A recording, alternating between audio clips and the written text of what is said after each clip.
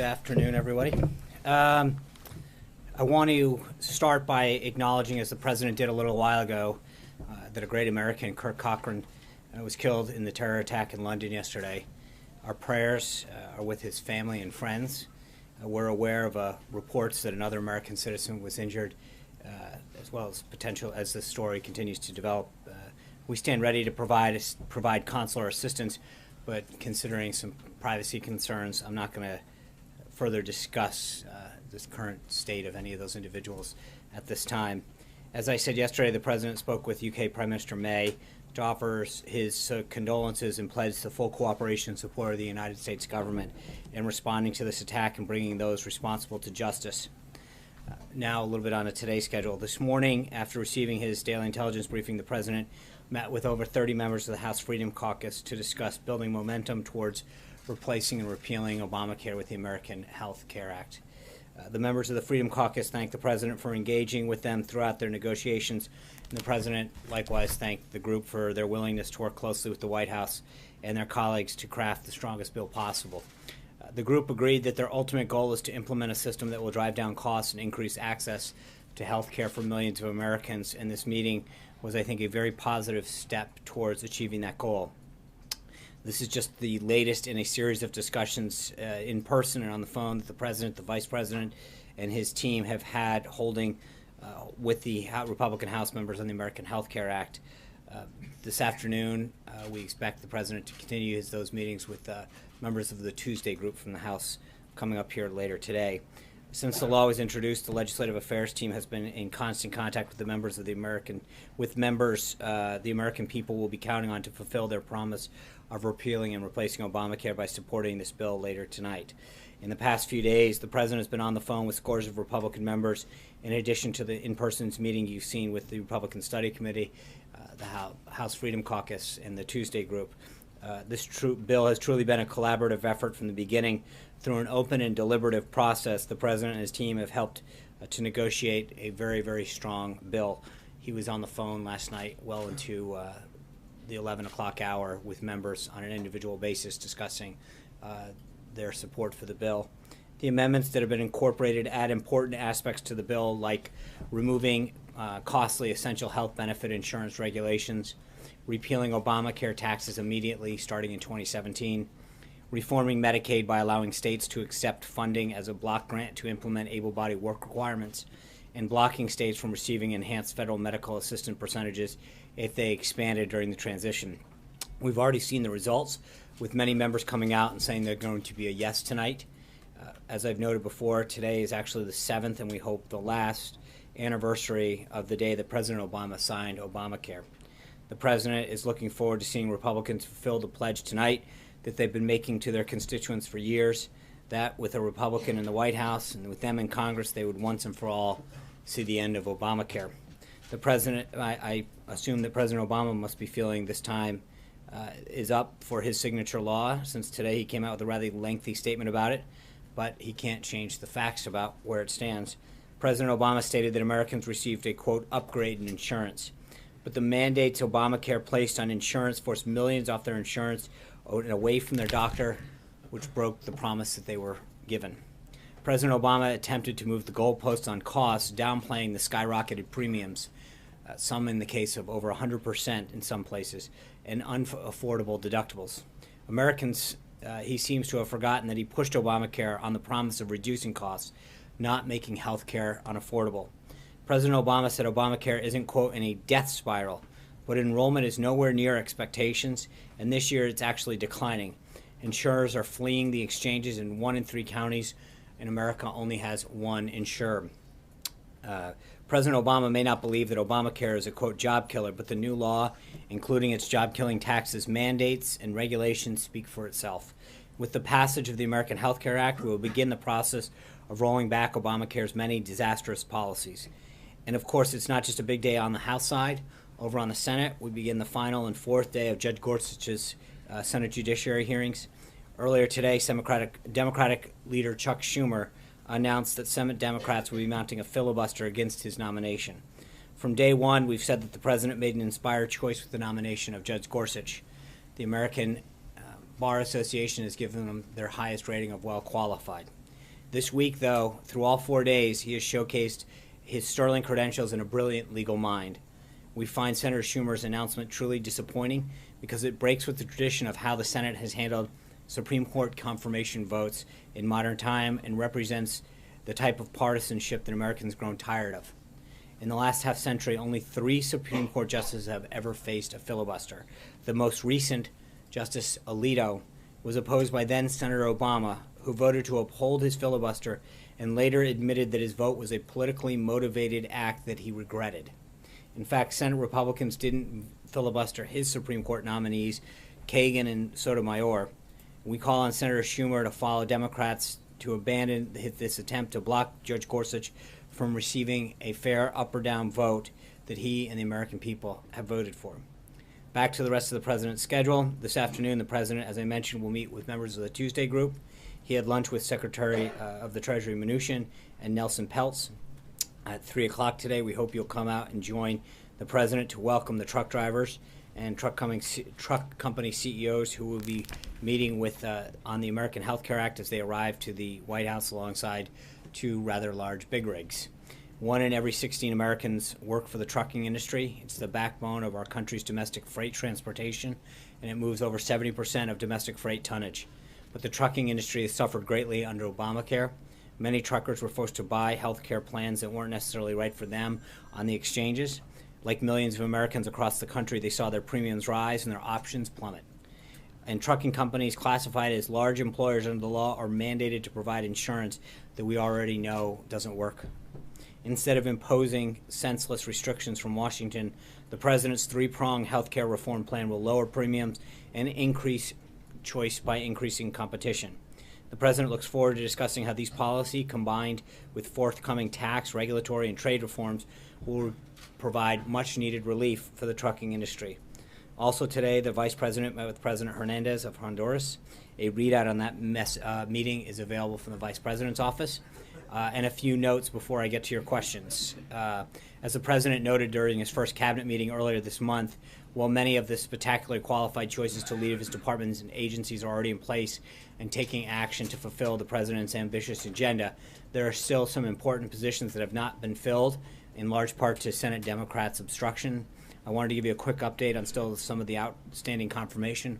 Secretary of Labor designate Alex Acosta had a very successful hearing yesterday, and we expect markup next week. Secretary of Agriculture designate former Governor Sonny Perdue is currently appearing before the Senate Ag Committee. We expect Governor Perdue to continue to show why he's the best choice to lead the USDA, and hopefully his markup to be scheduled in the coming days. We also announced earlier this afternoon that Prime Minister Rasmussen of Denmark will be visiting the White House on March 30th.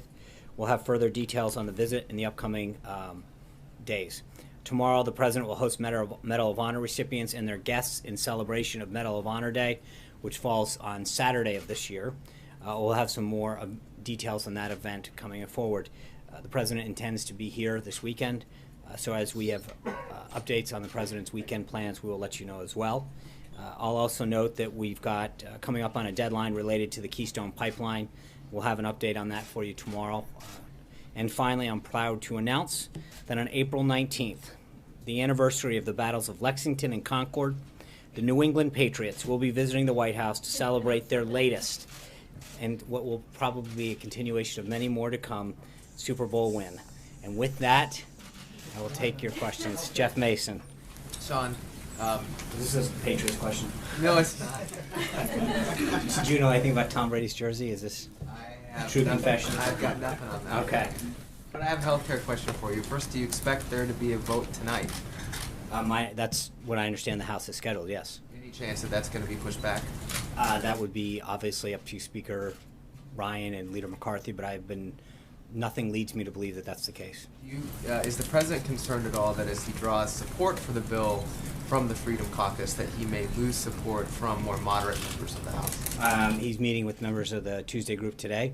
Obviously, this is something that he understands. There's a little bit of a balancing act that goes on as you try to get 216 in this case, but I think we've continued to make progress every day.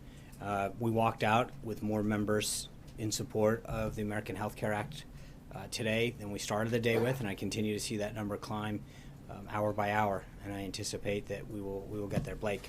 Sean, Patrick McHenry said we have an offer. They, speaking of the House Freedom Caucus, can accept it or reject it. Is that the way that you see it at this moment? Are you just waiting on the House Freedom Caucus to come to your side? Are you at their whims at this point? What's their status as far as you know? I think there are some members who, in the meeting, stood up and told the president, "I'm with you now." And I think member by member, that's how they're going to vote. I think we've continued to see that number rise. And the same thing with the Tuesday group. There are members that had not been with us that are expressing that their willingness to want to be part of this. The president went over several commitments and changes that have been made to assuage different folks that have continued to evolve. And I think that we continue to see the number rise. But I think we continue to see the number go up, not down, and that's a very positive sign. Do you know how many came across and what it was that brought them across in that meeting? It depends. I don't think there's any singular issue in a lot of cases. There's a lot. I think we talked a little bit about sections of the bill that there was an issue with. And so I think there's a couple areas that there is some common ground on, but it was over 30 members there today, and some of them had specific aspects that they wanted to see improved, and some of them, frankly, came to say, "Hey, thank you. I think that what you guys have done already has been an improvement." With them, is it essential health benefits? Is that their main sticking point? In a lot of cases, there were some members that was their number one thing, but again, it wasn't universal across the board. But again, I think some of the measures that have been taken along the way have really, and again, it's there's also beyond that. There's a lot of discussion about phase 2 and phase 3, and I think the president and the vice president both committed to continuing working and improving and making commitments on the totality and the comprehensive nature of how we're going to do this. For a lot of these guys, it really comes down to premium increases. They're very concerned about what they're seeing their constituents face, and I think the president, the vice president, Secretary Price, Director Mulvaney, Reince Priebus, Chief of Staff, the Legislative Affairs team, we're all continuing to work with them to talk about certain measures that have been put in place to drive down cost. And I think when you realize it, what we've continued to talk about, that costs are too high, premiums are spiking, deductibles are going up, choices are going down, these are real concerns for constituents of these members. And I think that as they see an overall and total commitment of this, it's making them feel a lot better about not just this bill, but phases 2 and 3. Matt. Thanks. 2 questions, both on healthcare. First one, is the president open to removing protections for pre-existing conditions from the bill? I think that's been something that he's been very clear needs to stay in there. Okay. Secondly, about this essential benefits protections, obviously among those is maternity leave. So how would removing that jive with the president's promise during the campaign to expand maternity leave? Obviously, this would take it out, and insurers would no longer have to provide that. Yeah, and again, I don't want to get into a benefit by benefit discussion here, but I think that there's a lot of concerns, as I just said to Blake, that part of the reason that premiums have spiked out of control is because under Obamacare, there were these mandated services that had to be included. And what happened is that older men, older women who had gone past maternity age were buying benefits that weren't necessary for them. People who were at the younger end of the age scale were buying end-of-life benefits. And I think this goes back to the nut of this discussion, Matt, which is we have now gone down to a system where in 1/3 of all counties there's one choice. And it's this potpourri of mandated benefits that everyone has to have. We've lost consumer choice. And so people are paying for benefits that neither they, their spouse, their family needs, which is driving up costs for everybody. And so part of it isn't about necessarily a benefit. It's about a series of benefits being mandated for that everybody. And so what has happened is that the costs of health care for every individual has gone up and the choice has gone down. And I think there is a philosophical discussion that is going on about what we can do to make sure that people have actual coverage, something that we've talked about before, but doing so in a way that doesn't drive up the cost for everybody. So one follow-up on that then, is the president concerned that without having those essential benefits in there, you'll have a situation where women are just de facto paying higher for health insurance? Obviously, they'd be paying for maternity leave. No, you could have a family plan. I mean, in other words, the point is that it's not, again, you're picking one benefit and trying to extrapolate it. It's also saying, should young people have to pay for end-of-life care? The idea is to instill choice back into the market so that it's not just about one particular benefit. It's allowing people to tailor a plan and a cost point that's good for them or their family or them and their spouse, but it's not just about one particular benefit. It's about looking at this and figuring out what are the cost drivers and how do we give people the choice that they need. Sarah. Thanks, John. The White House and House leadership initially defended the way this bill was written by saying it needed to be structured a certain way and exclude certain things to be able to proceed through the Senate through budget reconciliation. So what's changed to put now these pretty substantive policy changes on the table? What's given the White House and Republicans confidence that now it can survive through that same process in the Senate? I think there's a lot of discussion that goes on without getting too into it. The issue at hand is the Byrd Rule and whether or not it affects the budgetary, that you can't have policy making things that don't have a budgetary impact.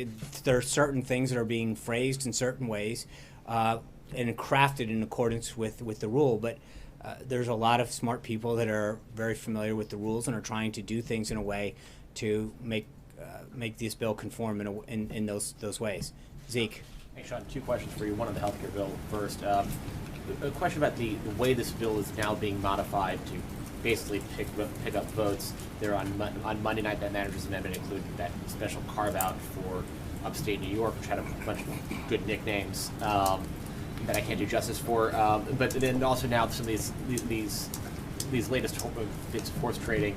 Is the president concerned that this bill now looks a lot like the procedurally what it looked like, what Obamacare looked like 7 years ago? That the Republicans have spent 7 years criticizing the way that bill was brought to the floor, and here they are 7 years later on the same day about to do the exact same thing. No, not at all. In fact, it's doing exactly what we intended to do. I mean, the exchange that we had with Matt, it's actually going, the two goals that it set out to do, it's actually doing.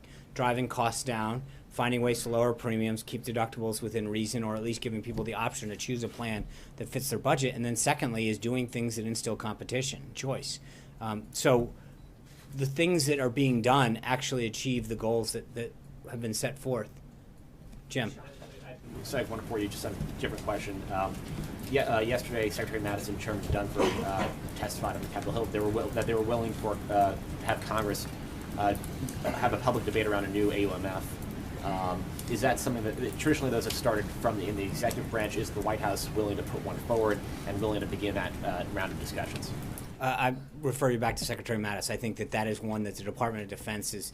So we should take that statement is operative for the White House, that the White House now is calling would like. No. I think that was brought up in the context of a conversation that he is willing to have with respect to overseas contingencies that are existing right now in the battle, especially with respect to ISIS, and the current tools that we have to combat them. But I think that was a discussion about whether or not we should have a discussion on authorized use of force or not, and how to have that. Jim.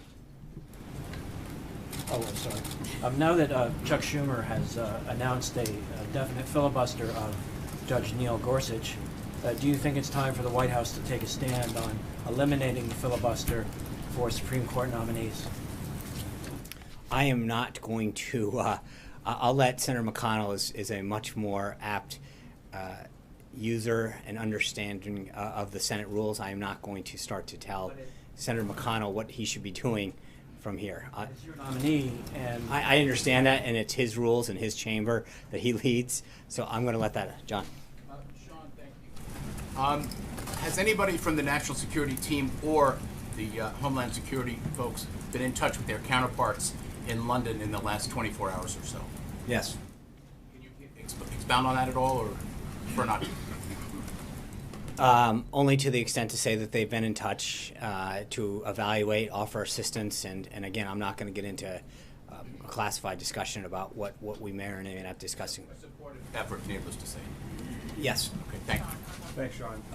Chairman Nunes today refused to definitively rule out that he received the information he announced yesterday on surveillance, that he got that from the White House. So will you rule out that the White House or anyone in the Trump administration gave Chairman Nunes that information? I don't know what he actually briefed the president on, but I don't know why he would come up to brief the president on something that we gave him. Well, that's why it was confusing to many of us, so I was Right. wondering, yeah. I don't know that that makes sense. I did not sit on that briefing. I'm not, it just doesn't, so I don't know why he would brief the speaker and then come down here to brief us on something that we would have briefed him on. It doesn't really seem to make a ton of sense. So I'm not aware of it, but it doesn't really pass the smell test. Hallie. Thanks, John. On healthcare, a couple for you. Mark Meadows says came out of a meeting, he said there is no deal. Right. Does the president acknowledge that this bill appears to be in trouble right now? No, I think that we're going to continue. I mean, it's not a question of trouble. There's no deal. We weren't asking for a deal. The You president. wouldn't call this essential health benefits package a deal? No, I think for a lot of members it was, and I think some of them stood up and said, "Mr. President, we're with you." I think a lot of them said, "We're going to go back and think about it," but there was no. The meeting didn't conclude by saying, "Do we have a deal?" That's not why we had it. I think for some members this has been. Final offer put forward as No, I think this was a discussion that the president continues to have. I think we have been very, very pleased with the direction it's going in and the number of members who have expressed their support for it. We'll continue that discussion with the Tuesday group, but the number is growing. The number of members who have shared concerns, and I think that we have been very responsive, as well as Speaker Ryan, to the concerns and ideas that members have expressed from across the spectrum. Two quick clarifications. You've said that there is only Plan A. Right. At this point, is there an acknowledgement that perhaps there does need to be a Plan B if this vote No. doesn't happen tonight? Plan A. Okay, then the next follow-up is just the president has asked Speaker Ryan to delay this vote while he works with some of these members to try to convince him to come Sorry, on so board. what's that? Has the president asked Speaker No. Ryan to delay the vote? Steve. I was going to offer you the opportunity to respond to what Leader Pelosi said today. She said that it's a rookie mistake to set a date for a bill before there's consensus in the Republican caucus. What's your response to that? Thank you. I appreciate that. I think we have a pretty strong record on the Republican side of getting bills passed, getting things done, and so I know that they have a pretty strong record of passing things and telling people that they can read the bill afterwards. I think we've done this the right way, and I think we know that we've done it with the support that voters told members and the president that they wanted. Jonathan. Tangentially related, if I might. Yeah, of course. There are some former White House lawyers who served in the prior administration who say that by tweeting from his official POTUS account this morning a video that was put out on official social media channels, the president and the White House have violated the anti-lobbying law because they're using money that was appropriated by Congress. Is that a concern you guys appreciate? Is it something that's been talked about here? It is not the president. It doesn't. That is not applicable to the president. No. So there is no. I mean, I believe you're referring to 18 U.S. Code 1913, if I'm correct. I think we're pretty good on it, Jonathan. Thanks, Sean. The president wrote a book called The Art of the Deal. He's considered the ultimate closer when it comes to negotiations. If this deal falls through, if this bill does not pass, would he accept the blame for its failure? And if not, who would? Let's get to the vote tonight. I'm not going to start. I think the president has done a phenomenal job. There's no question. I think when you look at the effort that he's put in, the number of meetings that he's had, and the changes that have been to the bill, there's no question how hard the president and his team, the vice president, have worked to get this done. And it's in response. At the end of the day, we can't force somebody to vote. But I think, as I mentioned to Hallie and several other folks, I like the direction that this thing is going. I think that we continue to see support go with us. We're not seeing people fall off. We're seeing people come on board. That's a great trajectory to have, and so I like where we're headed. Yeah. Two very quick clarifications on previous answers, and then a real question. I think the issue was with the anti-lobbying law, not what the president had done, but what White House staffers were doing with their official Twitter accounts. So while the law does not apply to the president, Right. there's a question about White House staffers. Okay, so do you want me to answer that one? Sure. Let me read from you from 18 U.S. Code 1913. The Department of Justice consistently has construed that the Anti-Lobbying Act as limiting the lobbying activities personally undertaken by the President, his aides, and assistants within the Executive Office of the President, the Vice President, Cabinet members within their areas of responsibility, and other Senate-confirmed officials appointed by the President responsibility. So there's clearly a carve-out for that. Next. When you're talking about the Byrd rule earlier, Yeah. can we read from your answer that Vice President Pence does not at any point intend to overrule the Senate parliamentarian?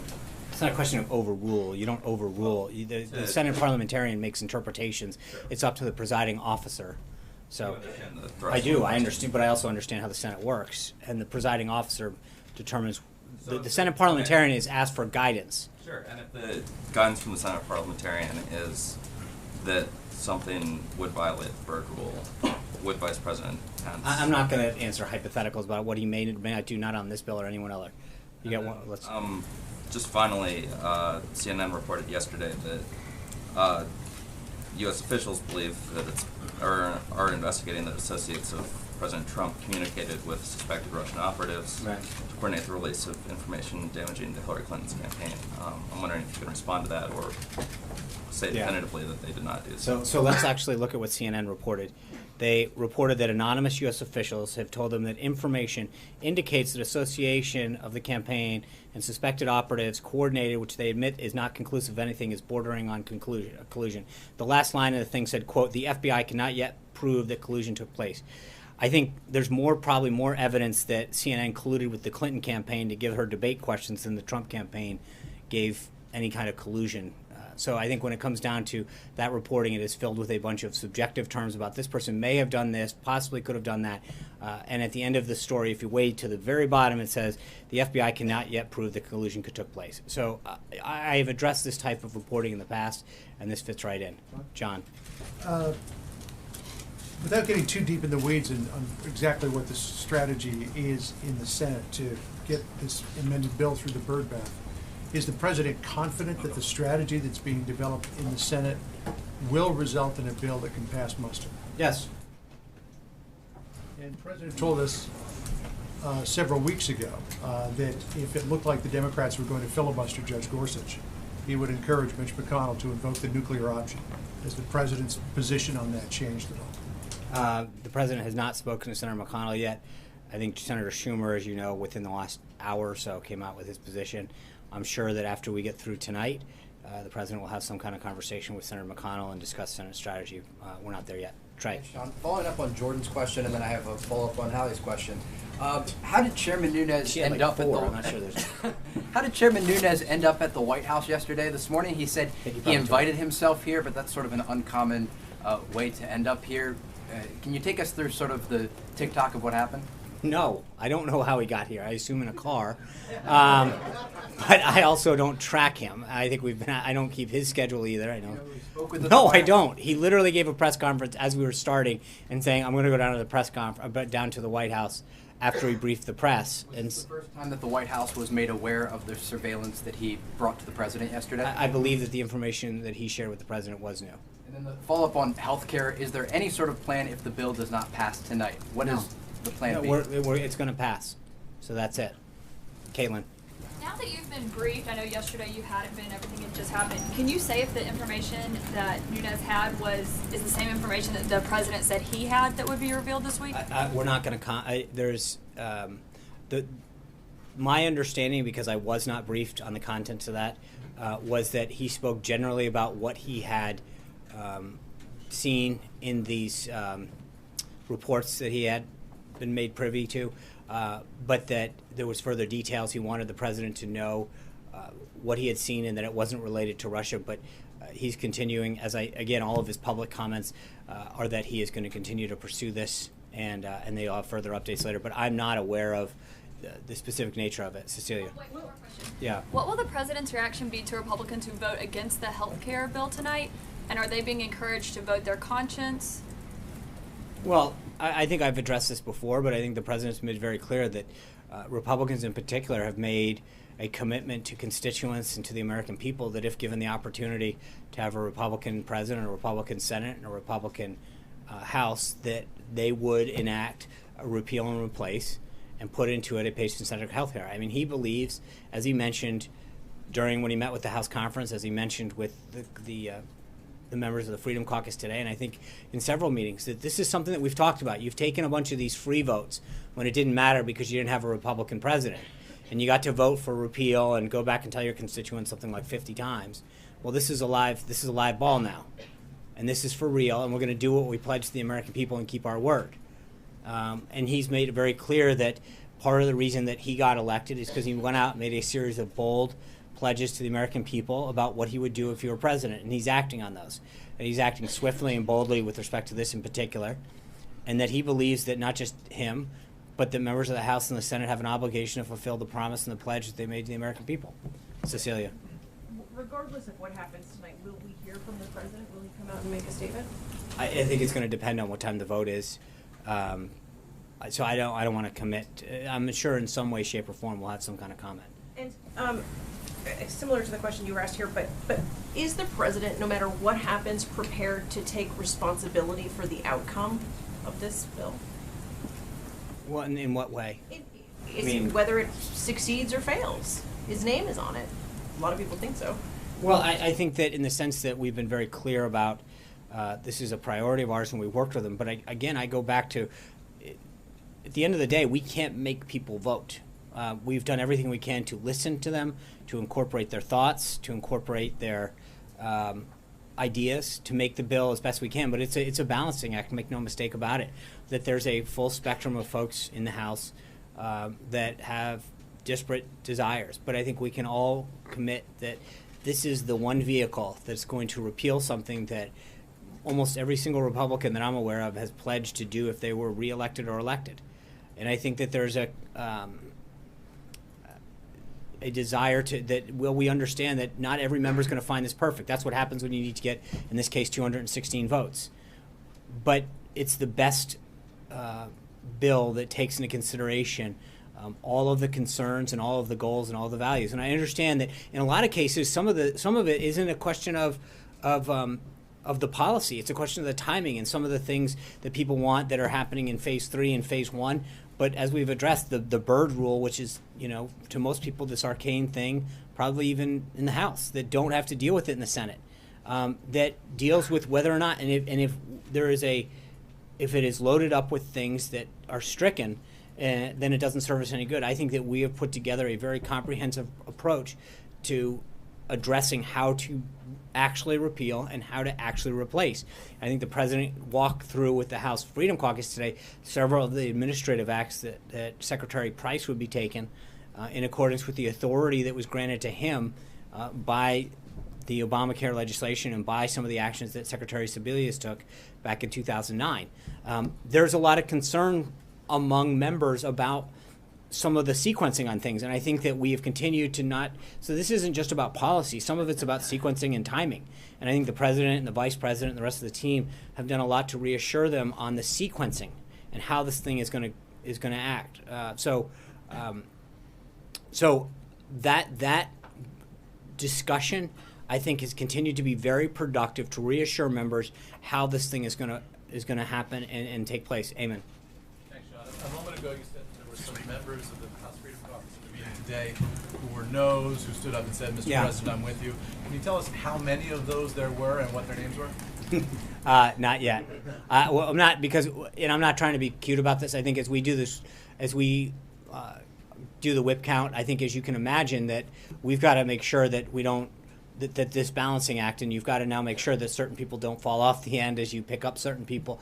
And so we're keeping that vote total rather tight right now, but I feel very buoyed by the direction that we're headed in. Can you give us a sense of what specific offer was made? There's been reporting that the final offer was put on the table for these guys.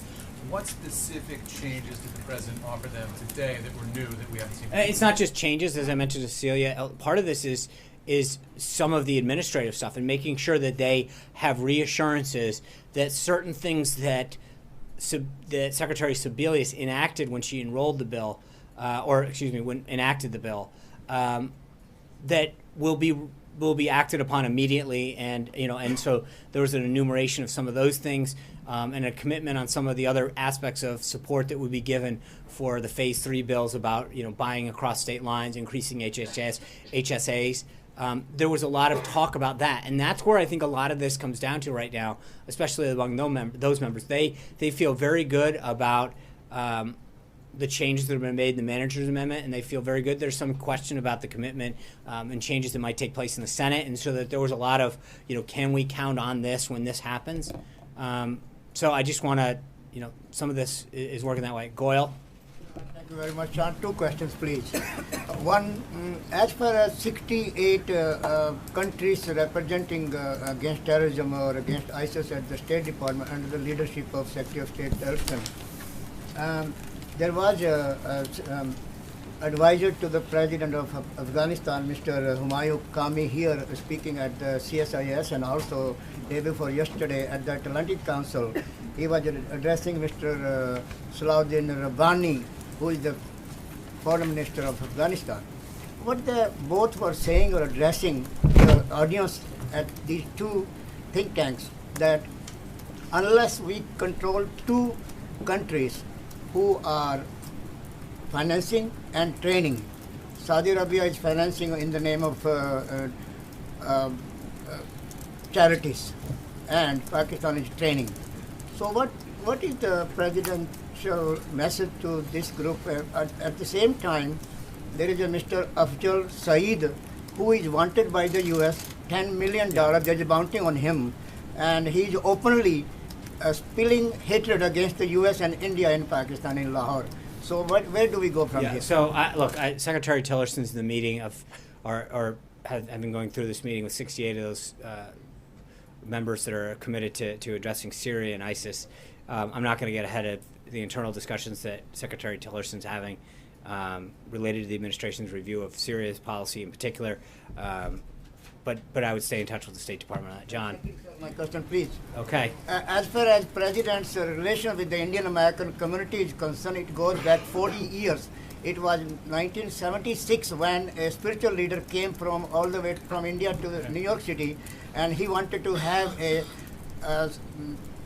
parade, Festival of India in New York, but they didn't have any resources or sources. But Mr. Trump, that time, Donald Trump, came out and helped the group to go on this festival. But now, candidate Trump was also among the Indian American community celebrating Diwali in New Jersey. Same group who has been now at the White House this weekend, a peaceful prayer and vigil. They are asking the president to come out or meet the Indian American community against hate crime, or somebody from the White House. Well, I think we've discussed the nature of hate crimes in the past, and we've condemned the act that happened in Kansas earlier this year. Obviously, I'm sure that this is a very important issue for them. The president's right now focused in particular on getting Obamacare repealed and replaced. The issue in London, there's a lot that's occupying his time, and I'm sure that we will continue to monitor that situation as well. Mara, maybe someday. We'll see. Essential health benefits. Yeah. The president said to Tucker Carlson that he wasn't going to, if his people weren't taken care of, he wasn't going to sign anything. And I'm wondering what he says to people who voted for him, who relied on the provisions for opioid addiction, things that were included in those essential health benefits, if they go away. With respectfully, I think that's a false choice. Again, the problem with Obamacare is it took all of these benefits, mandated that they had to be offered, and what happened is it spiked insurance rates, it spiked deductibles, and choices went away. And the point isn't making a benefit go away or not, and that's why I think it's respectfully a false choice. It's actually offering options to people. It's literally like any other service or product that we have here in this country, where you can buy what you want. Sometimes it's at a lower price point because that's what you can afford. Sometimes you buy features on a product because you want those features. Sometimes you determine that you don't need. But people should have choice in the healthcare market just the same way that they do in almost every other industry. I mean, that's the point. It's not about giving or taking. It's about the point that they are being mandated in a way, and that's the point, is that people should buy what they want and what is appropriate for themselves or their family. I mean, right now, where do the essential health benefits stand? That they're going to be part of this bill, or still? I think my understanding is they're part of the House bill. Yeah, Alexis. So just to follow up on Mara's question, I think part of the inherent question is a lot of people buy insurance not knowing what they're going to need. So Mara suggests. Well, I think if you're an older man, you can generally say that you're not going to need maternity care. That's possible, but here's the question Mara was suggesting. Opioid and drug addiction, you don't buy your insurance and say, I really need that backup coverage because I think I'm going to get addicted to painkillers or opioid drugs. So the question is the president confident that the kind of choice he has ambitions for would be offered by insurance companies on their own volition? I think several plans, I'm sure. I mean, again, you're asking, I think there's a market for things, but like anything else, I don't think you buy insurance for anything, Alexis, guessing, saying, hey, I assume that if my house burns down, I'm going to need to replace all these things. You buy insurance, that's the whole point of insurance. And I think when people look at it, they're going to buy what they may not need, but they're going to evaluate it. And that's the same thing when you look at a retirement plan or car insurance or anything else. You evaluate what your needs are and then make the decision what's best for you or your family. Sarah. President Trump did not collude with suspected Russian operatives and coordinate on the release of damaging information to Hillary Clinton's campaign. So say the first part of it again. Can you say unequivocally that associates of See, I President think Trump this is, with all due, again, yeah. And this is, the way that the term associates is flown around, I don't understand what that means. If you're talking about employees of the campaign, employees of the transition, or in the White House, that's one thing. But the way that this term associates gets thrown out, and again, we talked about this yesterday, you pull out a gentleman who was employed by someone for 5 months and talk about a client that he had 10 years ago. No, I can't unequivocally say that nobody ever in his past who may or may not have come in contact with him, who sat next to him at a plane, who grew up with him in grade school, because that's a lot of times this associate. The gentleman, Paul Manafort, you're referring to as a campaign chairman. No, I get it, and you're going, right, no, I understand who he is. Thank you, I'm well aware of Paul, as I read it out yesterday. But the point that I'm making is when you use a term like associate and you use all of these subjective terms, there's a reason that you're doing it, which is because you don't have anything concrete. If you do, come back to me and ask, does anyone in the White House? Is anyone in the transition? But when you throw out a vague term like that, it's a catch-all. Can you be certain that no one who works for Time Life Turner has ever done anything illegal? I think that's a pretty broad way of casting a net that, or who has visited the building. I mean, that's what you're equivocally saying. Question of anonymous sources, I mean, you clearly have an issue with the way that they have been used among I think intelligence officials, but people in this White House are often on background. They are often appearing as anonymous sources. Devin Nunes has used an anonymous source to present his intelligence. So why is it acceptable in that case, but not in other first of all, there's two issues here. Number one is, what I have a problem with, and in specific with the reporting that your network did yesterday, is it was one subjective term after another. It was associates that may or may not be there, so all one subjective term after another with no concrete proof that anything happened. No way. When you use a term like associates, you don't even put a time frame around it. It's a little bit nebulous at best to suggest that somebody over and over again making a claim the way you do and the narrative continues without any substantiation. When you're talking about Nunes, there's a reason that with someone who's dealing with classified information can't go out into public and reveal certain things because no, that's not what he said. I don't think he ever said that anything wasn't classified. But there are certain things that the methods. Able to talk about it because it was not classified. No, he's able to talk about the subject. He cannot talk about the specifics. Would be my suggestion, that you can't talk about specifics of a case in terms of the sources and methods and the individuals. Because part of what's happened is that a lot of the individuals who've been masked or unmasked are supposed to be classified. So just because something's gone into the public domain doesn't make it any less unclassified. That's the problem. Sean, the nuclear posture review is commencing with this administration. Can you assure us that everything is on the table, including a lifting of a moratorium on nuclear weapons testing and also developing new nuclear warheads? I don't have a full readout on that at this point. I'll either get back to you or I'll have someone from the NSC. So you get back to Katie. You keep saying that there's not a plan B for healthcare. President Trump has repeatedly said that Republicans should just allow Obamacare to collapse because Democrats will own that, and therefore maybe we shouldn't do anything about it. But it's not fair to the American people to do that. Is the reason there's not a plan B is because the president's plan is to allow Obamacare to collapse? No, the president's plan is to pass the bill tonight, get it onto the Senate, and then sign a bill once it goes through conference. That's the president's plan, and that's what the president's been, fighting for it. That's why the president's been trying to make it stronger and stronger every day. But I think he states a very clear reality, which is that if it doesn't do this, that it is a false choice to compare what we're doing with Obamacare, because Obamacare is collapsing. The premiums are skyrocketing, the choices are going down, the deductibles are going up. There is no equivalency. Something is failing, and we're actually trying to get rid of it to help the American people. And the point the president's making is the politically expedient answer is to do nothing. But I think for the sake of the American people and the needs that they have in terms of health care, I think we owe it to them to do the right thing. So on the follow-up question, who is the president holding accountable for the split in the Republican Party not being able to get this bill done, the struggle that it's taking to get the votes at the last minute? Is he holding Republican leadership, Paul Ryan, accountable for bringing a bill to the table without having consensus from the Freedom Caucus, or is he holding the Freedom Caucus accountable for opposing? I think right now we're not focused on blaming. We're focused on getting it done and winning.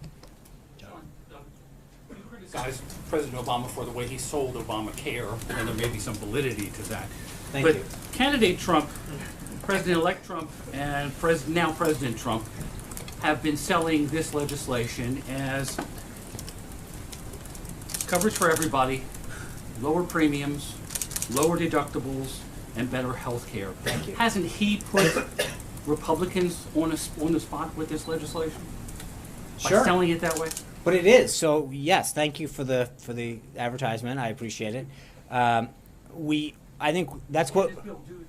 Of course it can. It will do that, and that's what the point is. But I think that there has been I think there is some concern, as I mentioned earlier, about the timing, and I think we have continued to allay a lot of those concerns because of the rules that they are. And again, one of the things that is tough to explain to a lot, or not tough to explain, but just the reality, is that if we don't do it the way that we're going to do it, we need 60 votes, and we're not going to get 60 votes in the Senate for this bill. The Democrats are united in stopping any progress being made on this.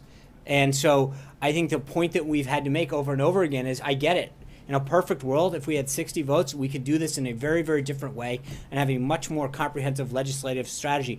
But in the same way that the Democrats use reconciliation, as do we, to undo it. And the reason that it is a three-pronged, three-phase approach is because of the nature that it has to get dealt with. I think for a lot of folks, many of them are new to the process. Many of them want to see it done in a different way. And I think we are trying to do it in the most responsible way, so that when it gets sent over to the Senate, we don't have to have a huge parliamentary fight about what's they quote unquote birdable or not.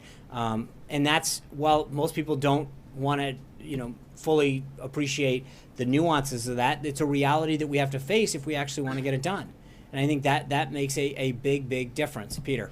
Sean, yesterday when Chairman Nunes was here, we heard his comments. Today, behind closed doors, he apologized to the committee for not coming to them before he came to the president. He expressed regret for the way he handled this, going public and going to the president before speaking to the members of his own committee. So I guess my question is, why was it appropriate? Why does the White House believe it was appropriate for Chairman Nunes to come and give this information to the president regarding an investigation about the president's own associates during the campaign?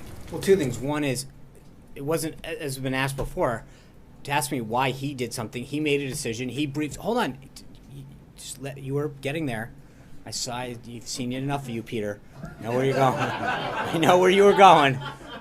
But the reality is that he made a decision. He briefed the press first. No one had a problem, by the way, in the press corps of getting briefed before everybody else. He went down. He briefed your colleagues before he briefed anybody else. I don't hear too much crying about that. The reality is, and then he made a statement and said, I'm going to come down to the White House and share this information with the president. As has just been noted, he didn't give us a heads up. He told us, he made an announcement. He said, I'm coming down to the White House, asked for time to share this with the president. And I think part of the reason, to be clear to your question, is specifically to say that there is a big difference between any discussion about what's going on in Russia and why this intelligence was picked up. His comments yesterday were very clear. The intelligence and the information that he picked up had nothing to do with Russia. And I think he felt as though, according to his own words, they had an obligation to make sure the president knew what he had discovered. That's it, plain and simple. So to be clear, though, just because appearances matter on this, doesn't the White House have a concern that it creates the appearance that there was potentially interference by the president, that he was included in conversations about the investigation before it was completed? My concern, to be perfectly blunt with you, is that it's always you seem to have an obsession with the process and not the substance. At some point, hold on. The president's the one who wants the conclusion. He asked for it, so I'm asking, I understand why did he that. ask for details before it was completed? Because as Chairman Nunes said, and again, I'm just going to make it clear, because he said that he wanted to make it very clear that the discussion and the revelations that he had did not regard anything to do with Russia, and he wanted the president to understand that. But there seems to be this obsession with the process. How did he get here? When did he go? What was the reaction? at some point there should be a concern about the substance.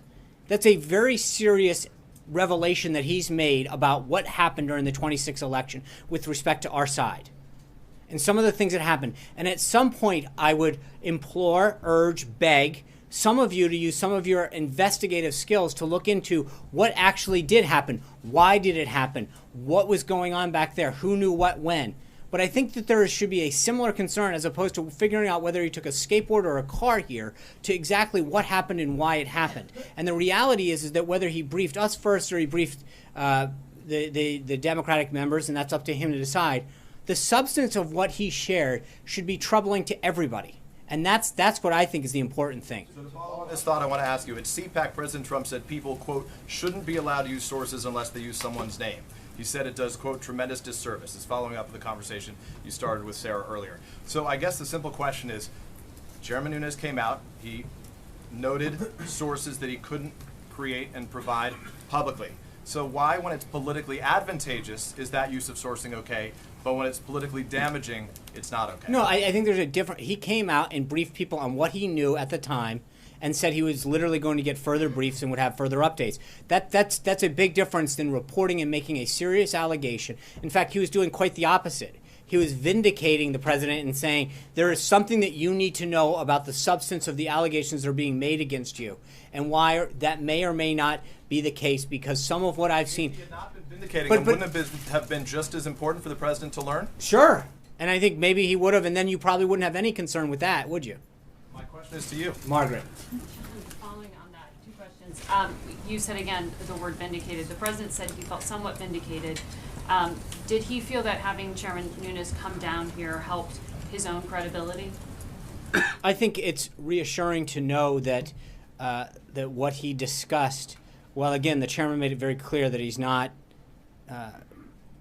final in any of his processes, that what he had seen so far gave him grave concern, or whatever the exact phrase before I get, but you know, use the phrase that Chairman Nunes needed to say, that he said that he gave him concern and pause for what he had seen, and wanted the president to be aware of the activity that he had seen that occurred during the transition period.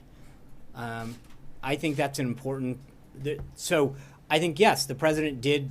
It was helpful for the president to know that the investigation, as he had asked for, was starting to bear fruit. And again, I think the equally important thing to note about yesterday was that part of what Chairman Nunes said was that it had nothing to do with these allegations and narrative about Russia. And I think that is a very, very important narrative to be clear on. And are they going to meet again? And after the conversation, since they spoke directly, did the president accept Chairman Nunes' finding that there was no wiretapping at Trump Tower, which he said yesterday? Well, one, I don't think the first one wasn't planned. There's nothing planned for the chairman to come down again. But second of all, I think I have, and the president has very clearly explained that the tweet wasn't to be taken literal in the sense of the word wiretap, that he was talking about surveillance in general. And yes, I think that once what Chairman Nunes said is that there was evidence of surveillance that occurred during the election. And I think that is important to note. Again, I think the obsession is with the process of how he got here and what time he left and who he briefed first, as opposed to the substance of this issue. But I'm not going to, all I'll tell you is the public comments that he made to you and your colleagues both here and up on Capitol Hill was that he was very concerned with the surveillance that he had seen in reports of surveillance and individuals who had been masked and unmasked during especially the transition period. I think that should express concern for a lot of individuals. So the president's confident that Chairman Nunes can continue to lead this investigation and, in his view, be Absolutely. impartial, because there have been Yes. some questions about that, including from Republicans. Yes. Thank you guys very much. I'll see you tomorrow. Have a great one.